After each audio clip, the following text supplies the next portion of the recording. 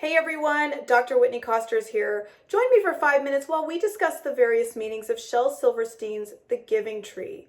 This is a simplistic story about the relationship between a boy and a tree. And as the narrative progresses, this relationship, which was once based on friendship, joy, kindness, connection, and time, suddenly devolves into a relationship that is based exclusively on the acts of giving and taking.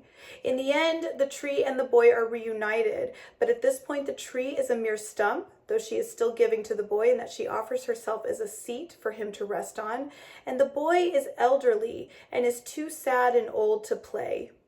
What is the meaning of this beautifully disturbing story that is read to children as young as 3 and 4 and is so emotionally appealing and meaningful to adults who are 100? At first, the boy and the tree play uninhibited. There's a great bond between the two of them, and they clearly enjoy each other's company, whether they're resting, playing, or just being with one another.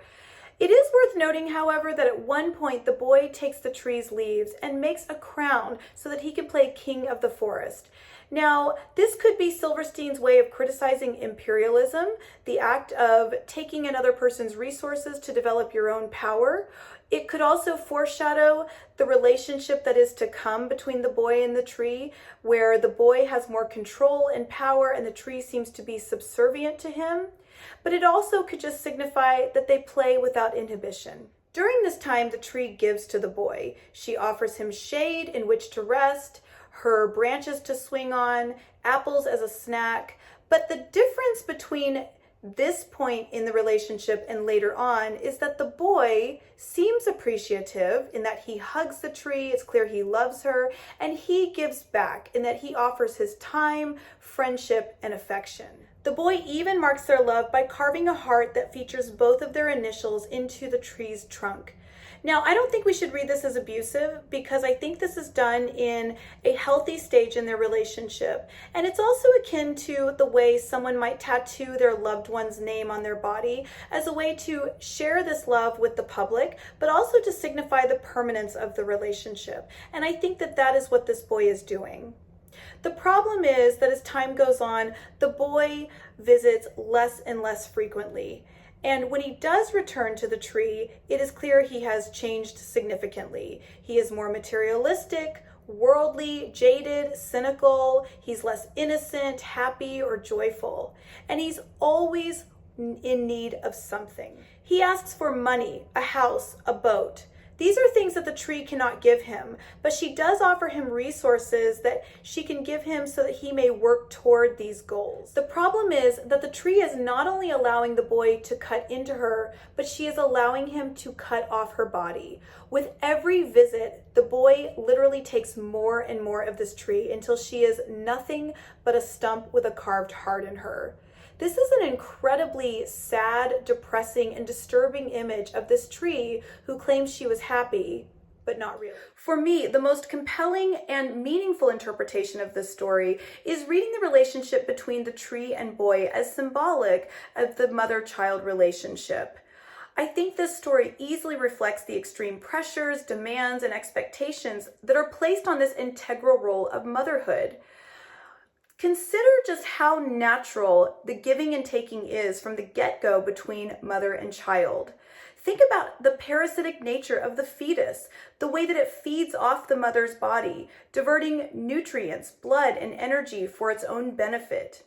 Then there are all the ways that the mother's body significantly and sometimes permanently changes physically in the same way that the tree's body has changed for the sake of the boy.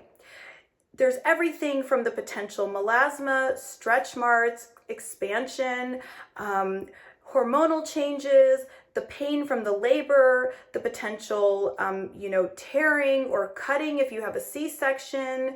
There's the breastfeeding, carrying, lifting. So many ways that the mother's body is sacrificed for the sake of the baby. And then there's that other giving, the giving of time, energy, identity, a former lifestyle, profession, work, whatever it may be that you give up as a woman, as a mother, so that your child may be healthy, safe, and happy. If we are to read this relationship between the tree and boy as symbolic of the mother-child relationship, then Silverstein is forcing us to confront the question of what or where are the boundaries of giving and taking when it comes to the mother or the parent-child relationship.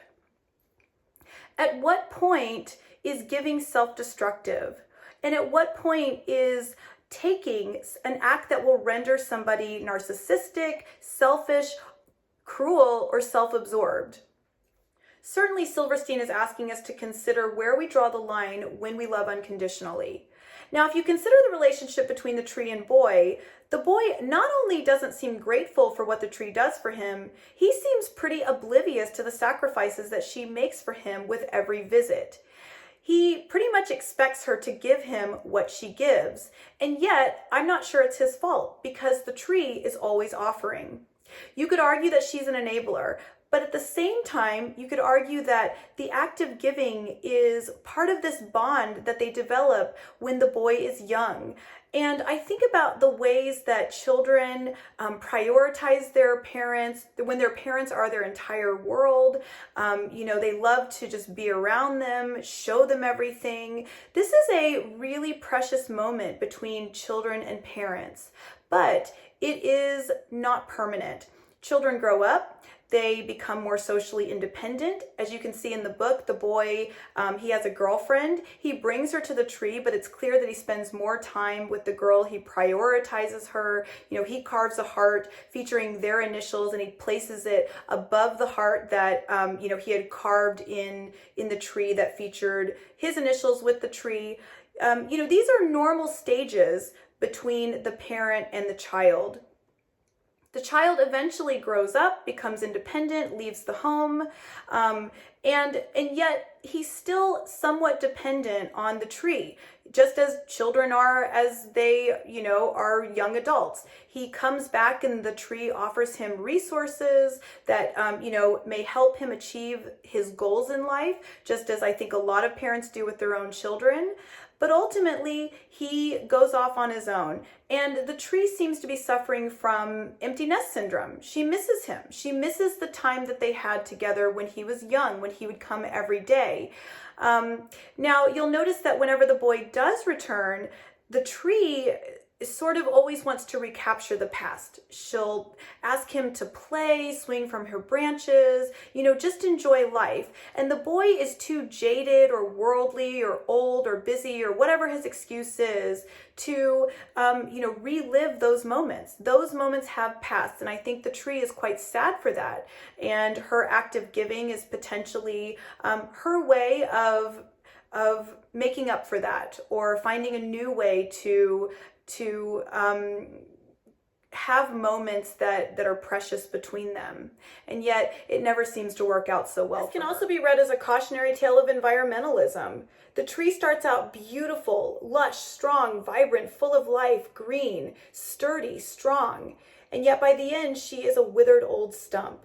She used to be able to offer these beautiful natural gifts of fresh air, oxygen, apples to snack on, limbs to swing on, but she's given up all of that so that the boy can have materialistic goods, a house, money, a boat, things that he claims will make him happy. And yet, ironically enough, he's not only not happy, he seems unhappier with every passing visit.